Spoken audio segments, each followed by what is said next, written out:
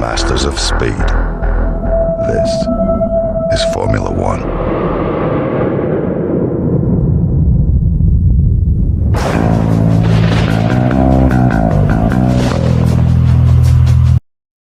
Hello there, ladies and gents. Hope you're good. Hope you're well. So this is the last dry setup that I'll be doing, well, unless they update the handling. But until then, all future updates for setups will be done on my members page. If you want to get, obviously, future handling updates, become a member today. But if you don't want to, that's absolutely fine. But anyway, back to Portugal setup. Let's get on with it. So, a front wing of 46, rear wing of 40. It seems to work really well for me. If you feel if it's too much, obviously take this down. It'll give you a little bit more speed in the straights. There are two straights, but you remember this one consists of a lot of corners, and the only way to go faster is with more downforce. The right-hander uphill is extremely tricky with these heavy cars at low speeds. Remember, these cars, they like to get away from you, and you need to make sure that you are very, very switched on for that right-hander uphill. It's a very difficult corner. Then also as you go downhill and then uphill and then right-hander again downhill, that's a very tricky corner as well. Pushing flat out, you can lose the rear and the car just over-rotates. There's a lot of corners at this circuit where the car just over-rotates, and it's strange how this circuit is on in the game, considering it wasn't last year, yet France isn't, so it's bizarre, but it is what it is. And the front wing of 46, the rear wing of Aero. And remember, if you do need more downforce, go to 42. Wouldn't recommend going any higher, but yeah, for the sake of this setup, 46-40. On the transmission then, I've gone with a 60% on diff, 35% off diff, 100% engine braking. Obviously, the engine braking needs as much as possible, but there are a lot of heavy braking zones around Portimao, so you can take it down a little bit if you wanted to, but not too much. But if you feel that you are struggling for traction, by all means take this right down, but for the sake of this setup, this is what I've gone with, and it seems to work. But remember, it's your setup, so change it.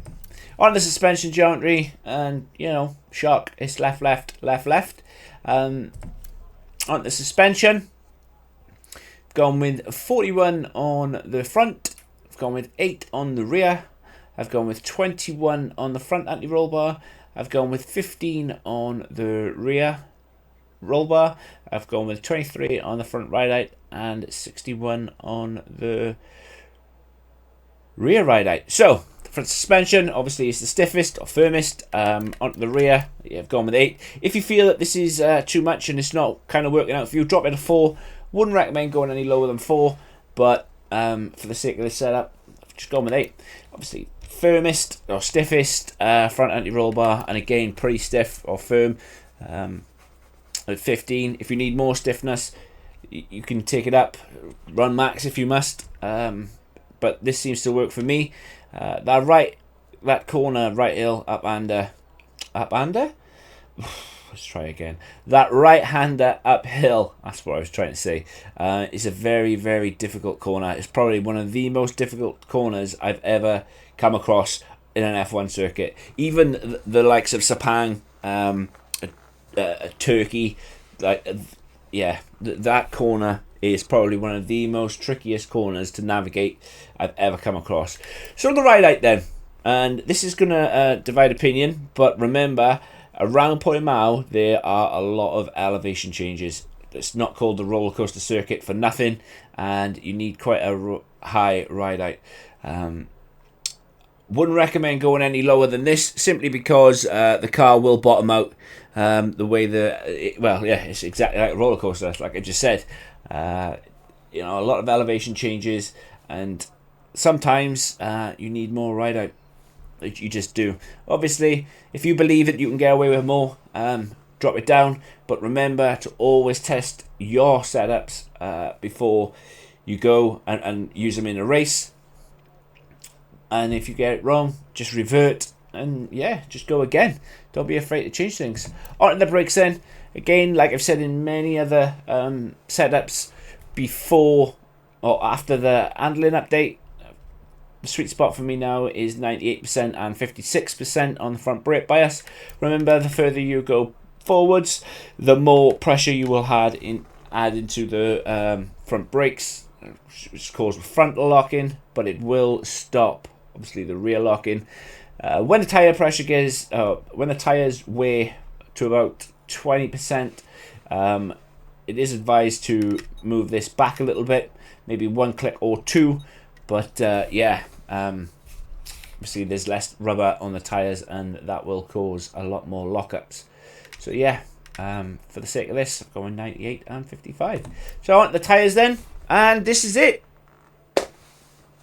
Max pressures, like I said, and I've said this many times. I hope they change the manual handling. I was going to say a throwback to my working days. Yeah, I wish they changed the handling update. I hope they change the handling update. I don't know if they will.